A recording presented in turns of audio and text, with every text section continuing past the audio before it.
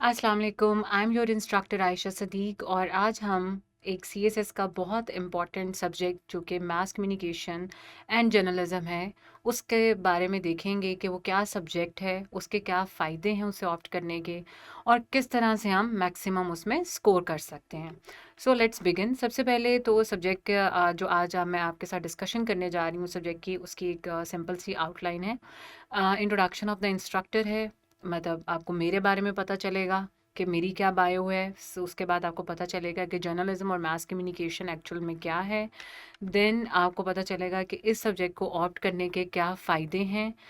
Plus आपको पता चलेगा कि रिकमेंडेड कौन सी बुक्स हैं, कौन से वो ऐसे सोर्सेज हैं जिससे हम मैक्सिमम मार्क्स ले सकते हैं और जर्नलिज्म की तैयारी कर सकते हैं अपने सब्जेक्ट की। और एक बहुत इंपॉर्टेंट चीज़ जो कि मुझे लगता है कि हर एस्पायरेंट के लिए बहुत ज़्यादा ज़रूरी है कि उसको टिप्स और टेक्निक्स पता हों कि हम मैक्सिमम मार्क्स किस तरह से गेन कर सकते हैं।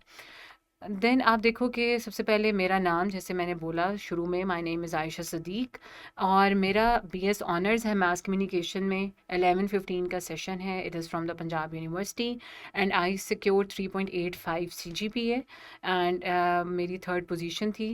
Then I have also done MPhil in communication studies from the same department in session was 16-18 and I secured 4 CGPA and then I have qualified CSS 2020 49th common. Then आप देखो कि I am also allocated to information group that is directly related to my basic education. Then my optionals were political science, Indo-Pak history, journalism and mass communication, public administration and international law. और सबसे मज़े की बात ये है कि I secure the maximum marks in journalism and mass communication, that is 75 out of 100। अब आपको इस बात की तो पूरी तरह से तसल्ली हो जानी चाहिए कि आपका जो इंस्ट्रक्टर है उसकी कितनी ग्रिप है अपने सब्जेक्ट के ऊपर। और दूसरी बात ये कि मुझे बहुत सारे लोगों ने कहा कि जर्नलिज्म एंड मास कम्युनिकेशन को आपको ऑप्ट नहीं करना चाहिए, पंजाबी को ऑप्ट करना चाहिए क्योंकि इसमें बहुत अच्छे मार्क्स आते हैं। लेकिन मैं हमेशा ये बात करती हूँ कि सब्जेक्ट आपने अपनी इंटरेस्ट का रखना है, वो सब्जेक्ट रखना है जिसमें आपको यकीन है कि आप अच्छे मार्क्स ले सकते हो। तो स्कोरिंग सब्जेक्ट्स की तरफ आपने नहीं जाना, आपने अपनी इंटरेस्ट और अपने एप्टीट्यूड को ज़्यादा इंपॉर्टेंस देनी है इंस्टेड ऑफ स्कोर और स्कोरिंग ट्रेंड और इस तरह की चीज़ों से। तो जब आप अपने इंटरेस्ट और एप्टीट्यूड को इंपॉर्टेंस देते हैं तो ऑटोमेटिकली आप उस सब्जेक्ट की जितनी भी मेहनत है वो करते वक्त, उसमें हार्ड वर्क पुट करते वक्त आपको इश्यूज नहीं आते और आप मैक्सिमम मार्क्स गेन कर पाते हो। जर्नलिज्म एंड मास कम्युनिकेशन, सबसे पहले आपको ये पता होना चाहिए कि ग्रुप 7 के अंदर लाई कर रहा है आपका सब्जेक्ट और 100 मार्क्स का सब्जेक्ट है। 20% इसमें ऑब्जेक्टिव है और 80% आपके पास सब्जेक्टिव है। देन आप देखो कि इसका टेक्निकल ज़्यादा नहीं है, ज़्यादातर ये कॉन्सेप्चुअल सब्जेक्ट है और आपका ये ओपिनियन और एनालिटिकल स्किल्स अगर आपके बहुत अच्छे हैं और अगर आपको ये लगता है आफ्टर डूइंग योर सॉट एनालिसिस कि मैं ज़्यादातर ओपन एंडेड क्वेश्चंस जो हैं उन्हें ज़्यादा अच्छे तरीके से अटेंड कर पाती हूँ और उसके लिए ज़्यादा अच्छा लिख लेता हूँ मैं, तो आपको मास कम्युनिकेशन का सब्जेक्ट ज़रूर ऑप्ट करना चाहिए। इसके अंदर बहुत सारी जर्नल टॉपिक्स जो हैं, आपकी सोसाइटी के जर्नल इश्यूज जो हैं उनके ऊपर आपका एनालिसिस मांगा जाता है और जब भी आप एनालिसिस की बात करोगे तो आपने सोल्यूशन ओरिएंटेड अपना एनालिसिस करना है और सोल्यूशन ओरिएंटेड और रिकमेंडेशन ओरिएंटेड आपने अपनी कोई भी टॉपिक है उसको स्टडी करना है क्योंकि being a CS civil servant आपको लिए हर चीज़ के अंदर आपने सोल्यूशन देना है प्रॉब्लम का और उस सोल्यूशन की इम्प्लीमेंटेशन करवानी है। देन आप देखो आपने इसको किस तरह से तैयार करना है। अगर आप इसको रिलेट करोगे अपने सोशल, पॉलिटिकल, इकोनॉमिक इश्यूज़ के साथ तो आपको प्रिपरेशन करने में भी आसानी रहेगी, आपका नॉलेज बेस भी बढ़ेगा, प्लस आपको ग्रिप ज़्यादा आएगी अपनी सोसाइटी के सोशल इश्यूज़ के ऊपर। और दूसरी बात मैं आपको ये कहूँ कि आपका ये जो सब्जेक्ट है ये बहुत ज़्यादा रिलेट कर रहा है आपकी सोशल, पॉलिटिकल और इकोनॉमिक इश्यूज़ के साथ। वो इस तरह से कि आपका mass communication is a very important component in your society. आपके पॉलिटिकल पैटर्न्स चेंज हो रहे हैं, बातचीत करने का जो पॉलिटिकल नेशन टू नेशन जो डिस्कशंस होती थी, सारी चीज़ें उनकी जो पैटर्न है मिलने के, वो सारे डिफरेंट हो रहे हैं। अब आप ट्वीट डिप्लोमेसी एक कॉन्सेप्ट आता जा रहा है, फिर सोशल कैंपेन्स के ज़रिए आप बहुत सारी डिफरेंट चेंजेस ला सकते हैं by using a communication tool. तो इस तरह के इकोनॉमिक इश्यूज़ हैं और इस तरह की सारी जो इश्यूज़ हैं, इन्फ्लेशन रेट है, आपने सर्वेलेंस जो है इकोनॉमिक चीज़ों के ऊपर, वो आप किस तरह से करते हैं by using the communication tools. इसके अलावा इंफॉर्मेशन को एक जगह से दूसरी जगह आप पहुंचाने का जो टेक्नोलॉजी है या जो पैटर्न्स हैं, दैट इज़ कम्युनिकेशन टेक्नोलॉजी। तो ये बहुत ज़्यादा ज़रूरी है कि आपको पता होना चाहिए कि आपका सब्जेक्ट की इम्पोर्टेंस क्या है इन योर सोसाइटी। और अगर आप इस सब्जेक्ट के ऊपर ग्रिप हासिल कर लोगे तो अल्टीमेटली ये आपको बहुत ज़्यादा हेल्पफुल होगा अपने फ्यूचर में। और इसके प्रोज़ क्या हैं जर्नलिज़्म ऑप्ट करने के? किसी भी सब्जेक्ट को जब आप ऑप्ट करो तो आपको पता होना चाहिए कि why are you opting this subject. आपको अपना व्हाई फाइंड आउट करना बहुत ज़रूरी है। व्हाई जब आप फाइंड आउट कर लेते हो अपने सब्जेक्ट का कि मैंने ये सब्जेक्ट चूज़ क्यों किया है, तो automatically later on you are going to work on how, कि मैंने इसकी तैयारी कैसे करनी है सब्जेक्ट की, मुझे कितना इसके अंदर अपना टाइम लगाना है, कितनी एनर्जी पुट करनी है। सबसे पहले ये कि ये क्या प्रोवाइड करता है आपका अपना सब्जेक्ट, ये आपको नए पर्सपेक्टिव प्रोवाइड करेगा इंटरनेशनल अफेयर्स को अंडरस्टैंड करने के। जितनी भी इंटरनेशनल हैपनिंग हो रही है, चाहे वो अरब स्प्रिंग है, चाहे वो तालिबान के साथ डायलॉग है, चाहे वो कोविड-19 है, इस सारे सिनेरियोज़ को, हर चीज़ को अंडरस्टैंड करने के लिए आपको नए से नए एंगल देगा डिफरेंट थ्योरीज और मॉडल्स के ज़रिए कि why a certain country is managing its campaign in a certain manner, why a certain country or why a certain nation is propagating its agenda in a certain manner। ये सारी चीज़ें आपको कहाँ से पता चलेंगी? अगर आप ये सब्जेक्ट पढ़ते हो, आपको वाई पता चलेंगे कि इंटरनेशनल अफेयर में क्यों कोई चीज़ जो है उसको इस तरह से फ्रेम किया जाता है। देन आपको पता चलेगा सबसे इम्पॉर्टेंट जो आपके सिलेबस का हेडर है, जिसमें से हमेशा क्वेश्चन आता है, दैट इज़ इंटरनेशनल कम्युनिकेशन। इसके अंदर आप स्टडी करोगे आपका जो स्ट्रक्चरल इम्बैलेंस जो आपकी सोसाइटी के अंदर अभी तक एग्जिस्ट कर रहा है, नॉर्थ और साउथ डिवाइड है, उसकी रीजंस क्या हैं, उसको हम इन डिटेल पढ़ेंगे जब हम अपना हेडर पढ़ेंगे। तो ये एक इतना इम्पॉर्टेंट फीट आपका ये हेडर है इंटरनेशनल कम्युनिकेशन, मास कम्युनिकेशन के सब्जेक्ट में, जिसके ज़रिए आपको पता चलती हैं कि स्ट्रक्चरल इम्बैलेंस की वजह से क्यों डेवलपिंग नेशंस आज तक डेवलप नहीं हो पाई। देन आपको ये अंडरस्टैंड करने में हेल्प करेगा आपकी सोसाइटी और कल्चर क्या क्या लिंक है, क्यों with the passage of time जो है वो कल्चर चेंज हो रहे हैं। कल्चरल इम्पेरियलिज्म का क्या कॉन्सेप्ट है, कल्चरल इम्पेरियलिज्म क्यों एग्जिस्ट कर रहा है, उसकी क्या रीजंस हैं, कल्चरल हेजमनी क्या है या मीडिया हेजमनी क्या है। ये सारी चीज़ें लिंक करती हैं पॉलिटिक्स और कल्चर, और आपकी जो आइडियोलॉजी है किस तरह से मास कम्युनिकेशन के साथ उसका लिंक है।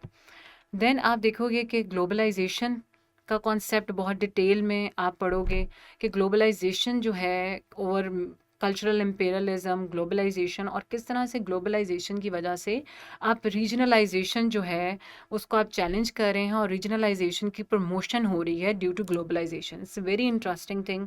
आपको नए एंगल्स और नई चीज़ें पता चलेंगी।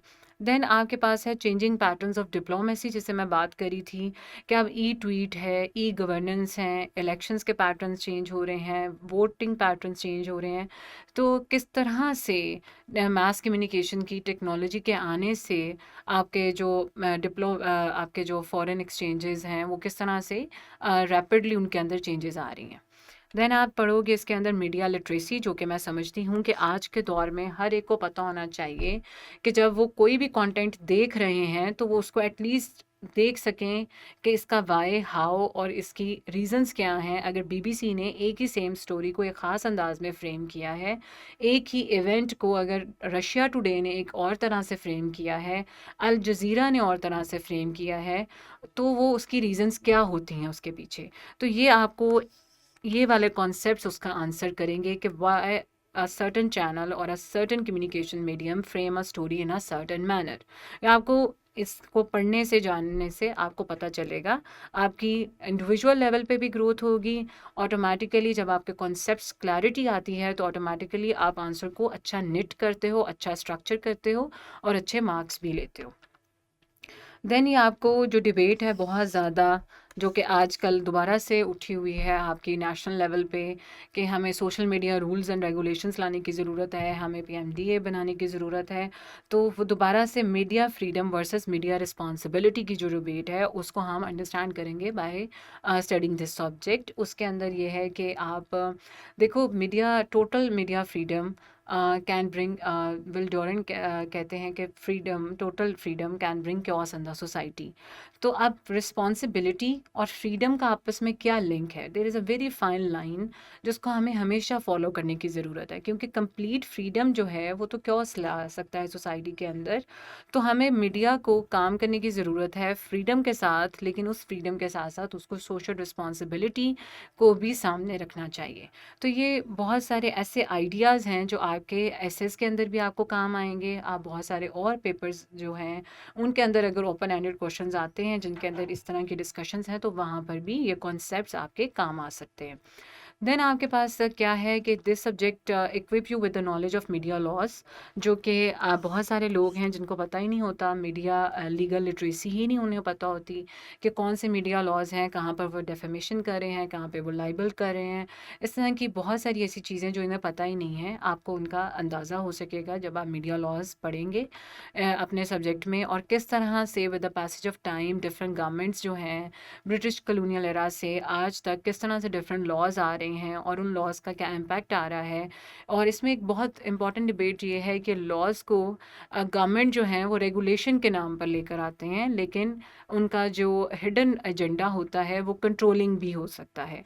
तो किस तरह से जो लॉज हैं उनको टूल को इस्तेमाल करके गवर्नमेंट किस तरह से फ्रीडम ऑफ प्रेस को कर्ब करने की कोशिश करते हैं। तो it's a very interesting thing in this subject जो आपको जिसके बारे में पता होना ज़रूरी है। इसके अलावा आपको थ्योरेटिकल फाउंडेशंस मिलेंगी। आपके इर्द गिर्द जितनी भी हैपनिंग्स हो रही हैं उसकी एक्सप्लेनेशन हम आम इंसान आराम से कह देते हैं, हाँ ये इस वजह से ये चीज़ हो रही है।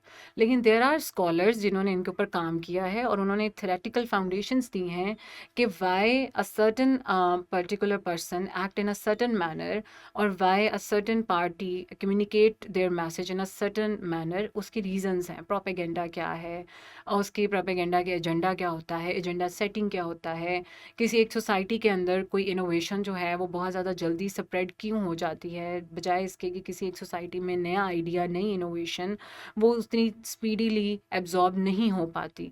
तो रिजेक्शन क्यों करता है नए आइडिया की, इनोवेशन की कोई एक खास सोसाइटी। तो उसके क्या पैटर्न्स हैं, क्या रीजंस होती हैं। तो we have theoretical reasons to it. तो ये आपको पता चलेंगे अपने सब्जेक्ट में। देन आपके पास we are discussing pros of opting mass communication. तो इसमें आपको ये भी पता होना चाहिए कि ये जो सब्जेक्ट है ये आपको इक्विप करता है with the knowledge of media laws. Media laws की एक बड़ी इंटरेस्टिंग चीज़ ये है कि मीडिया लॉज गवर्नमेंट जो है वो इसलिए लेकर आती है ताकि मीडिया को रेगुलेट कर सके, लेकिन उसका हिडन एजेंडा मीडिया को कंट्रोल करना भी हो सकता है। तो मीडिया लॉज का पता होना बहुत ज़्यादा ज़रूरी है, और ये सब्जेक्ट आपको इस नॉलेज के साथ इक्विप करेगा, और आपको ये भी पता चलेगा कि मीडिया फ्रीडम के जो लॉज हैं या मीडिया के जो लॉज हैं इसके ज़रिए क्या प्रेस का जो फ्रीडम है उसको गवर्नमेंट जो है वो कर्व करना चाह रही है या फिर उसको रेगुलेट ही करना चाह रही है।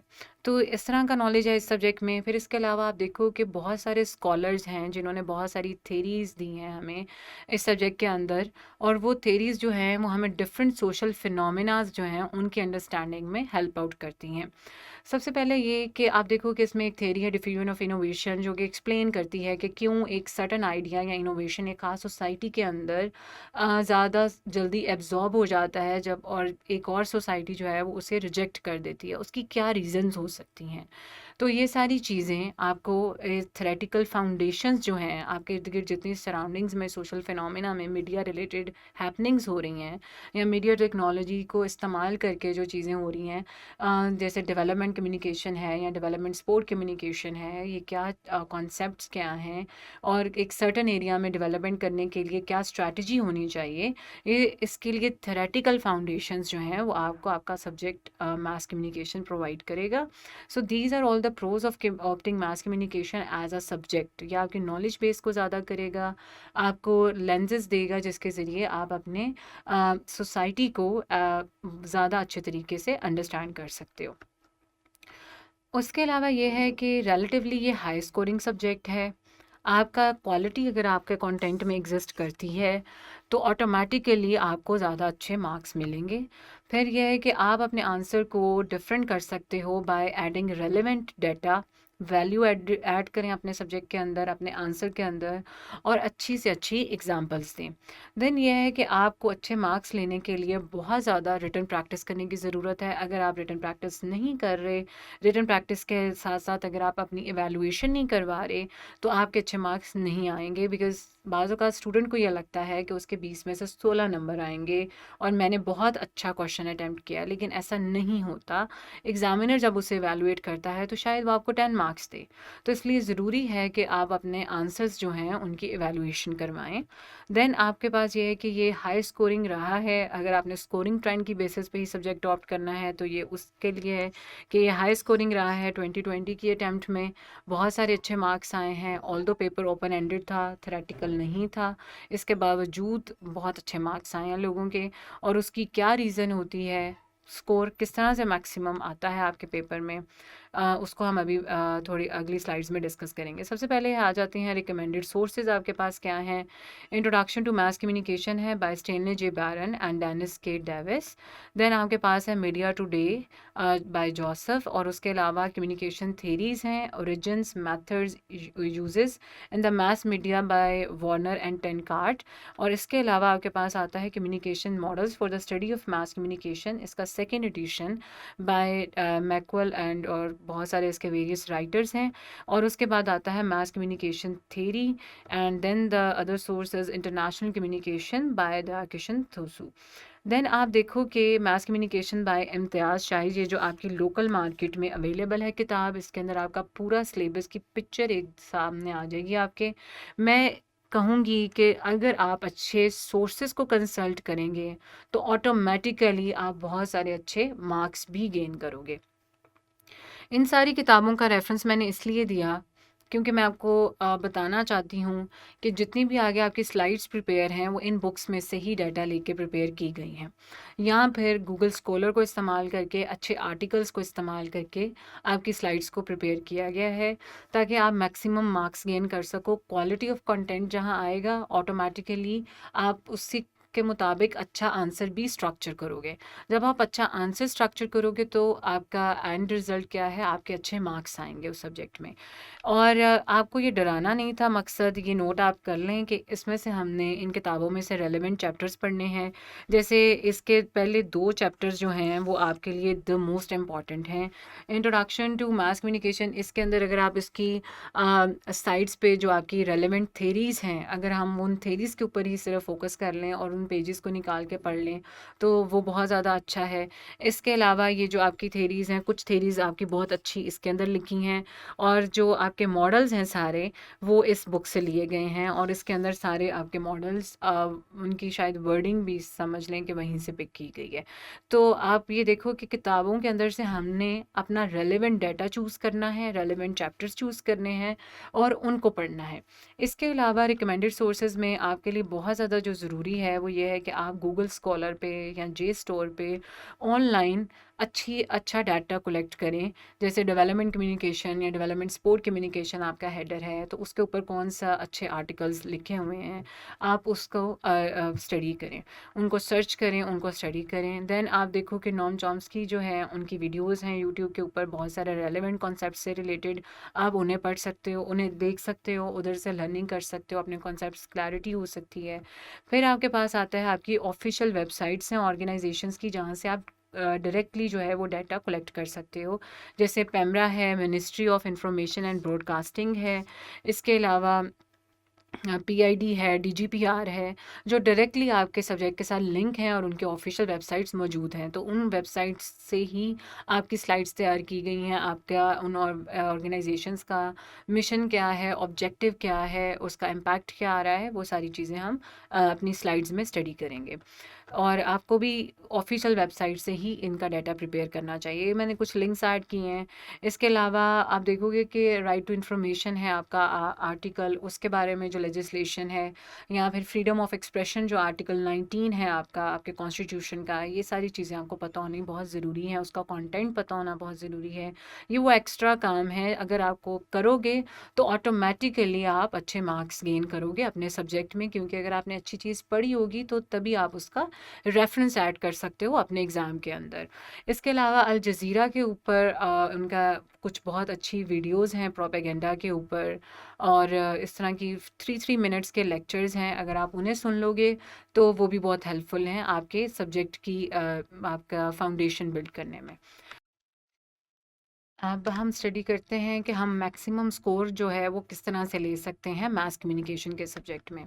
सबसे पहले ये है, जो कि वेरी इंपॉर्टेंट थिंग है, that is focus on conceptual understanding. जब तक आपकी कॉन्सेप्चुअल क्लैरिटी नहीं है, आप एनालिसिस बिल्ड नहीं कर सकते, क्योंकि पेपर में आपका हेडर जिस तरह से लिखा हुआ है या जो उसके सब हेडिंग्स हैं, उस तरह डायरेक्ट क्वेश्चन रेयर है कि वो आपसे पूछे। वो हमेशा आपसे पूछेगा एप्लीकेशन, और उस एप्लीकेशन के लिए, उस कॉन्सेप्ट के एप्लीकेशन के लिए, या वो आपसे पूछेगा कि एनालिसिस दें, या वो कहेगा डिस्कशन करें, या वो आपसे कह सकता है कि आर्गुमेंट करें। तो जब ये सारी चीज़ें हैं या ये सारे वर्ड्स हैं, तो उसका आंसर आपने उस टाइम बैठ के स्ट्रक्चर करना है, उसे फ्रेम करना है, और उसके लिए बहुत ज़्यादा मैंडेटरी एसेंशियल है कि आपकी कॉन्सेप्ट क्लैरिटी हो। और कॉन्सेप्ट क्लैरिटी तभी आती है जब आप किसी भी सब्जेक्ट को थॉरली पढ़ते हो और उसे अंडरस्टैंड करने की कोशिश करते हो। देन सेकंड है कि आपने इन डेप्थ स्टडी करनी है, कंप्रीहेंसिव रीडिंग होनी चाहिए आपके अपने सब्जेक्ट को लेकर। आपने जो आपके सब्जेक्ट के जार्गन्स हैं, जैसे डेवलपमेंट स्पोर्ट कम्युनिकेशन में अगर हम पढ़ते हैं alternative paradigm and then there is another jargon that is development paradigm, तो अगर आप इनको ऐड करोगे अपने आंसर में, अपने सब्जेक्ट के जार्गन्स को निट करोगे, एसएमसीआर मॉडल क्या है, उस मॉडल की जो क्रक्स है वो क्या है, और नॉइज़ से मुराद क्या है, सिमेंटिक नॉइज़ या एनवायरमेंटल नॉइज़ से क्या मुराद है, फ्रेम ऑफ रेफरेंस क्या है इन कम्युनिकेशन, इंटरनेशनल कम्युनिकेशन में मैकब्राइड कमीशन रिपोर्ट की बेसिक क्रक्स क्या है, उसको जब आप उसका रेफरेंस ऐड करोगे, उस सब्जेक्ट के जार्गन्स ऐड करोगे, इफ़ेक्टिव कम्युनिकेशन क्या है, इस तरह के देयर मतलब वर्ड्स जो कि आपके लिए बहुत ज़्यादा ज़रूरी हैं अपने सब्जेक्ट में लिखना। पॉलिटिकल इकोनॉमी की थ्योरी जो है, how it is related to mass communication, या आइडियोलॉजी और मास कम्युनिकेशन का क्या लिंक है, न्यू मार्क्सिस्ट अप्रोच क्या कहती है, इस तरह की बहुत सारी चीज़ें हैं। जब आप अपने सब्जेक्ट रिलेटेड ऐड करोगे चीज़ें अपने आंसर्स के अंदर, तो you are automatically going to get good marks in your subject. आपने अपने सब्जेक्ट के थेरीज और कॉन्सेप्ट्स की प्रॉपर एप्लीकेशन करनी है। अब ऐसा भी नहीं करना कि आपको एक क्वेश्चन आया और आपने जितनी रिलेटेड उससे चीज़ें आती थी हमने सारी वहाँ पे ऐड कर दी। नो, आपने स्पेसिफिक करनी है, स्पेसिफाई करना है कि भाई ये चीज़ है जो इससे डायरेक्टली रिलेटेड है, मैंने इसको सबसे पहले इसका लिंक और इसका रेफरेंस अपना उसमें ऐड करना है, और अपने आंसर में उसके लिंक को निट करना है कि किस तरह से ये चीज़ इसके साथ लिंक आ रही है। अब इसकी एक सिंपल एग्जांपल है मेरे अपने एक्सपीरियंस की, वो ये कि जब आपको ओपन एंडेड क्वेश्चन आता है ना, तो आपको ये पता नहीं होता कि आप इसमें कितने मार्क्स ले रहे हो। जनरली हम कह सकते हैं कि 20 में से 10 to 12 मार्क्स हर बच्चे के आ जाएंगे। लेकिन अगर आप चाहते हो कि आपके मार्क्स 16 तक आएँ, 18 तक आएँ, तो इसके लिए बहुत ज़्यादा ज़रूरी है कि आप उसके अंदर थेरीज ऐड करें, अपने सब्जेक्ट का जो कंटेंट है उसको अप्लाई करें अपने आंसर्स के अंदर। फॉर एग्जांपल, इस दफ़ा एक क्वेश्चन था 2020 के एग्ज़ाम में कि आपका जो न्यूज़ एंकर्स हैं, ये इनकी क्रेडिबिलिटी क्या आपको नहीं लगता कि चैलेंज होती है, बिकॉज़ वो कंटिन्यूसली जो है वो चेंज कर रहे हैं अपने चैनल्स, मतलब कभी जियो पर हैं तो कभी किसी और चैनल पर हैं। तो इस तरह का एक क्वेश्चन था जो मुझे अभी याद आ रहा है। तो उस क्वेश्चन को आप अगर पॉलिटिकल इकोनॉमी की थ्योरी के अंदर एक्सप्लेन करेंगे तो ऑब्वियसली उसका आंसर बहुत अच्छा हो सकता है। पॉलिटिकल इकोनॉमी थ्योरी जो है वो डिफरेंट सब्जेक्ट्स में हम पढ़ते हैं, लेकिन मास कम्युनिकेशन रेलेवेंट जो उस थ्योरी का कंटेंट है, किस तरह से उसको हमने एब्जॉर्ब किया हुआ है इस सब्जेक्ट के अंदर, इस सब्जेक्ट ने उसको उस थ्योरी को किस तरह से डील किया हुआ है, अगर आप उसकी बेसिस को समझ जाएंगे, कॉन्सेप्ट क्लैरिटी कर लेंगे और उसका आंसर में जैसे मैंने लिंक दिया, इसी तरह डिफरेंट क्वेश्चंस थे, सारे ओपन एंडेड थे, जहाँ पर मैंने एप्लीकेशन की थेरीज की, कॉन्सेप्ट्स की ऑफ मास कम्युनिकेशन, और मेरे मार्क्स फिर आपके सामने हैं। तो आप भी ज़्यादा से ज़्यादा मार्क्स ले सकते हो अगर आप एप्लीकेशन करोगे थेरीज और कॉन्सेप्ट्स की। फिर ये है रिटन प्रैक्टिस और मॉक एग्ज़ाम्स, और इसके साथ आप ये लिख लो कि आपने एवेलुएशन जो है वो लाजमी करवानी है। हर सब्जेक्ट को इस तरह से डील करो कि yes this is my subject, this is I selected it for my self, तो मैंने इसके अंदर अपना मैक्सिमम एनर्जी पुट करके मैक्सिमम मार्क्स गेन करने की कोशिश करनी है, और वैल्यू एडिशन करनी है, अच्छी एग्जांपल्स, रेलेवेंट डाटा ऐड करना है। So this is all about your introduction of mass communication and journalism subject. Thank you so much.